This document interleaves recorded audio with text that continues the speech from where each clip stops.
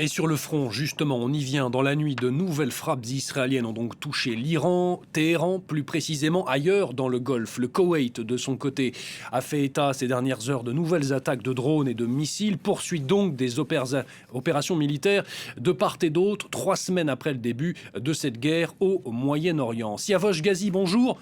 Vous êtes notre correspondant en Iran, à Téhéran. Siavosh, le régime iranien a donc lancé des missiles en direction de la base américano-britannique de Diego Garcia.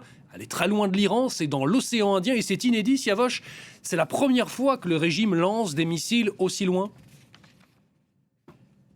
Absolument, c'est vraiment une escalade de plus dans ce conflit, puisque la base de Diego Garcia, une base américaine et britannique, elle se trouve à quelques 4000 kilomètres des côtes iraniennes. Donc les missiles qui sont partis, deux missiles qui sont partis pour toucher cette base, ont été envoyés depuis le territoire iranien, peut-être à une distance de 4500 kilomètres.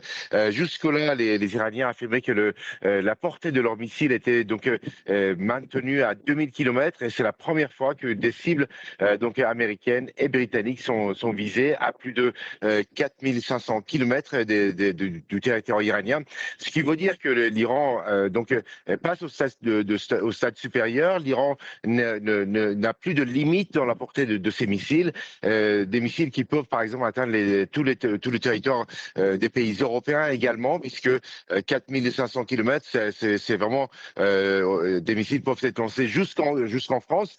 Et puis autre point important qu'il faut noter, c'est que avec la mort de l'ayatollah Ali Khamenei, il y a une question sur la fatwa d'interdiction de posséder de fabriquer l'arme atomique.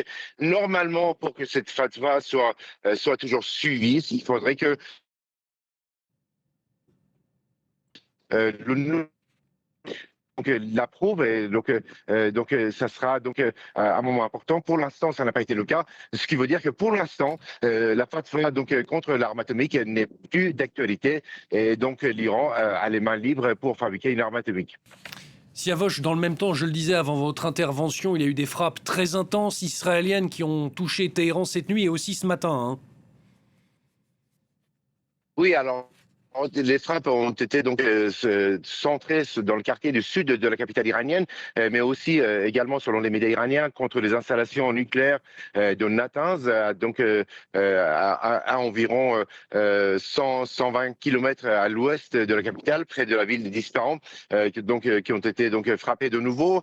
C'est pas la première fois que ces installations sont visées, mais il y a eu des frappes dans le sud de Téhéran et d'une manière générale, depuis 3 jours, il y a moins de frappes israéliennes ou américaines sur la capitale, ce qui permet aux Iraniens de passer le nouvel an, le Nowruz, avec aujourd'hui avec des visites à la famille, les plus âgés, et beaucoup de gens qui ont également sont partis en province, à la mer Caspienne, pour passer les vacances du nouvel an à l'extérieur de Téhéran.